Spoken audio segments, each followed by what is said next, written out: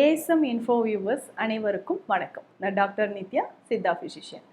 Osteo arthritis எலும்புகள் மூட்டுகளில் வரக்கூடிய பிரச்சனை.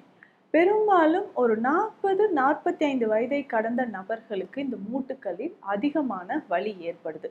சரிங்க, இந்த மூட்டு வலினா என்னென்ன காரணங்களால மூட்டுல வலி வரும்? இந்த ஓஏ அப்படின்னா என்ன? இதுல என்னென்ன ஸ்டேஜஸ் இருக்கு அப்படின்னு பார்க்கலாம். எலும்புகள் வலிமையாக இருப்பதற்கு சில உணவுகள் நம்ம முக்கியமாக சாப்பிட்றோம். சித்த மருத்துவத்தை பொறுத்த வரைக்கும் 7 உடற்தாதுக்கள், அதில் முக்கியமாக எண்பு அப்படின்னு சொல்லக்கூடிய எலும்பு. இந்த எலும்புகள் ஒரு முக்கியமான தாது அப்படின்னு நம்ம சொல்கிறோம். நம்ம உடலில் நம்ம ஒரு ஸ்ட்ரக்சர் இருக்கிறதுக்கும் ரொம்ப ஸ்ட்ராங்காக நம்ம உடல் இருக்கிறதுக்கும் எலும்புகள் தான் ரொம்ப காரணம். இதில் முக்கியமாக ஜாயின்ஸில் மூட்டுக்கள் அப்படின்னு சொல்கிறோம். இந்த ஜாயின்ஸில் ஏற்படக்கூடிய சில வகையான பிரச்சனைகளால் மூட்டு வலி ஏற்படுது. இதில் ஏற்படக்கூடிய மூட்டு எலும்புகளில் தேய்மானம் அப்படின்ற ஒரு பிரச்சனை தான் ஆஸ்டியோ ஆர்த்ரைட்டிஸ் அப்படின்னு சொல்கிறோம். இது சாதாரணமாக நார்மலாக ஃபஸ்ட்டு ஸ்டேஜ்லேயே நமக்கு ரொம்ப வலியை தருது. பெரும்பாலும் பெண்களுக்கு சொல்லவே வேண்டாம். மெனோபாஸ் டைமில் இருக்கக்கூடிய பெண்களுக்கு ஒரு 45 வயதை கடந்து 50, 55 ஆஃப்டர் மெனோபாஸ் டைம்லேயும் 60 வயதில் இருக்கக்கூடியவங்களும் பார்த்தோம்னா ரொம்ப வலியால் அவதிப்படுவாங்க. காலப்போக்கில் என்ன ஆகும்னா மூட்டுக்கள், ஸோ 2 ஜாயிண்ட் 2 எலும்புகளுக்கும் இடையில கொஞ்சம் ஸ்பேஸ் இருக்கும், இடைவெளி. அந்த இடைவெளியில் சைனோவியல் ஃப்ளூயிட் அப்படின்ற ஒரு திரவம் இருக்கும். இதை சுற்றி என்னன்னா 2 எலும்புகளையும் சுற்றி நிறைய பேண்ட் மாதிரியான ஒரு அமைப்பு. இப்போ நம்ம ஏதோ கயிறு வச்சு 2 பொருளை சேர்த்து வச்சு கட்டுறோம் அப்படின்னா கட்டுவதற்கு நமக்கு அந்த பேண்ட் மாதிரியான ஒரு அமைப்பு தேவைப்படுது. அதே மாதிரி தான் 2 எலும்புகளை ஒன்று சேர்ப்பதற்கு லிகமெண்ட்ஸ் அப்படின்ற ஒரு ஸ்ட்ரக்சர் இருக்கும். ஸோ இதுலேயுமே பாதிப்பு ஏற்பட்டால், இன்ஃப்ளமேஷன் இருந்தாலோ, சைனோவியல் ஃப்ளூயிட் நமக்கு குறைந்தாலோ, டீஹைட்ரேஷன் அப்படின்னு சொல்கிறோம், ஒரு வறண்ட தன்மை இருந்தாலும் நமக்கு மூட்டுக்களில் அதிகமான வலி ஏற்பட்டு எலும்புகள் ஒன்றோடு ஒன்று உராய்ந்து தேய்மானம் ஏற்படுது. சரி, இந்த மாதிரி இருக்கும்பொழுது தான் அதிகமான வலி கொடுத்து நடக்கவே முடியாது, உட்கார்ந்தா எந்திரிக்க முடியலங்க, மாடிப்படி ஏற முடியல. ஸோ நடக்கும்போது வலது மூட்டில் அதிகமான வலி இருக்கிறதுனால இடது பக்கம் சாய்ந்து நடந்து இப்போ அந்த மூட்டும் வலி இருக்குது. கொஞ்ச நாளில் இன்ஃப்ளமேஷன் அதிகமாகும்போது 2 கால்கள்லையும் பார்த்தோம்னா மூட்டுக்கள் ரொம்ப வீக்கம் ஏற்படும். கீழ்வாதம் அப்படின்னு நம்ம சொல்லுவோம். முக்கியமாக ஆஸ்டியோ ஆர்த்ரைட்டிஸை அழல் கீழ்வாதம். அழல் அப்படின்னா பித்தம். பொதுவாகவே பித்தம் நம்ம உடல்ல அதிகமாகும்போது என்ன ஆகும்? வறண்ட தன்மை ஏற்படும். அதே தான் மூட்டுக்களில் சைனோவியல் ஃப்ளூயிட் வறட்சி தன்மை ஏற்பட்டு மூட்டுக்கள் ஒன்றோடு ஒன்று தேய்மானம் ஏற்படுது. இது சித்த மருத்துவத்தில் வாத நோயாகத்தான் நம்ம பார்க்குறோம். இப்போ இந்த ஆஸ்டியோ ஆர்த்ரைட்டிஸை நம்ம சரி செய்யறதுக்கு என்ன மாதிரியான உணவுகள் எடுக்கலாம்? ஆரம்ப காலகட்ட அறிகுறிகள் என்னென்ன? இது நமக்கு தெரியணும் இல்லையா? மூட்டுக்கள்ல ஏதாவது ஒரு பக்கம் வலி, அதாவது லேட்ரல் சைட் வெளிப்பக்கமாகவோ, மீடியல் சைட் உள்பக்கமாகவோ மூட்டுக்கள்ல வலி ஏற்படலாம்.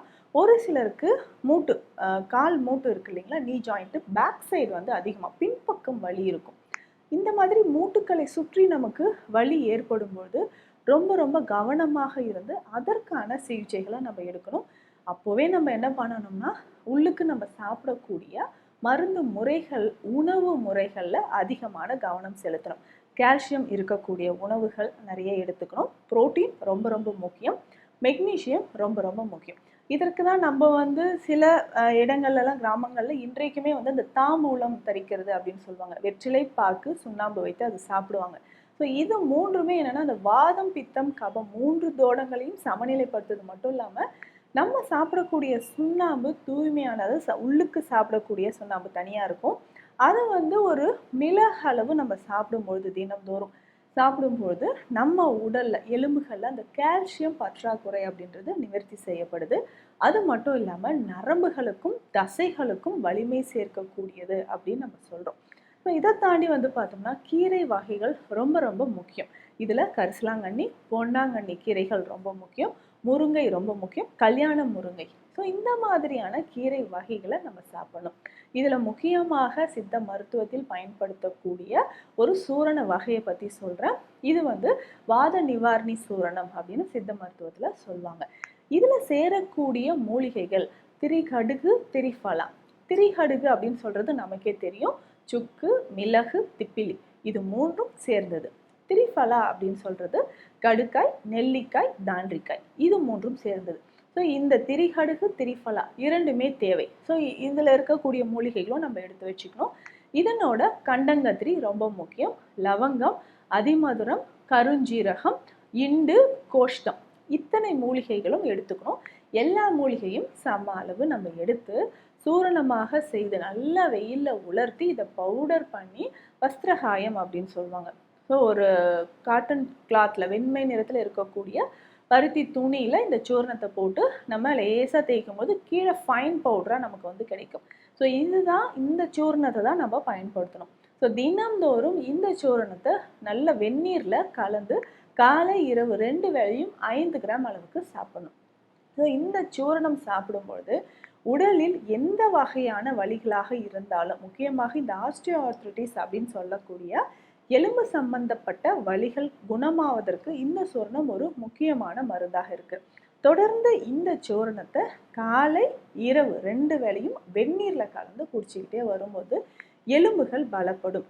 அதே மாதிரி நரம்புகள், தசைகள் இது எல்லாமே நமக்கு பலப்படுது. அதே மாதிரி உணவு முறைகள் அதில் பார்க்கும்போது கால்சியம் நிறைந்த உணவுகள், காய்கறிகள் நிறைய சாப்பிடணும். கொடி வகைகளில் இருக்கக்கூடிய காய்கறிகள் நம்ம நரம்புகளுக்கும் எலும்புகளுக்கும் அதிகமான வலிமை சேர்க்கக்கூடியது அப்படின்னு சொல்லலாம். ஸோ அதையுமே நம்ம சாப்பிட்டுட்டு வரணும். முக்கியமாக வெளிப்பிரயோகமாக நம்ம வந்து ஆயில் அப்ளிகேஷன், தொக்கன முறைகள் ரொம்ப ரொம்ப முக்கியம். வெளிப்பிரயோகமாக தடவக்கூடிய தைல வகைகள் இல்லையா?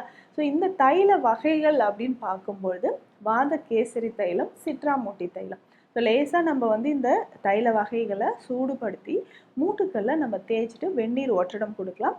இல்லைன்னா அரிசி வடித்த கஞ்சி தண்ணீர் இருக்கு இல்லையா? ஸோ வெது வெதுப்பாக சூடு பண்ணி மஞ்சள் பொடி போட்டு இந்த தண்ணீரில் நம்ம ஒற்றடம் கொடுத்துட்டு வரும்போது மூட்டுக்களில் இருக்கக்கூடிய வாதம் குறைந்து வலிகளும் நமக்கு குறைய ஆரம்பிக்கும். ஸோ ஆஸ்டியோஆர்த்ரைட்டிஸ் இருக்குது அப்படின்னா என்ன மாதிரியான அறிகுறிகள், அதற்கான உணவு முறைகள், எளிய சித்த மருத்துவ முறைகளை பற்றி இந்த பதிவில் பார்த்தோம். மீண்டும் அடுத்த பதிவில் சந்திக்கலாம். நன்றி.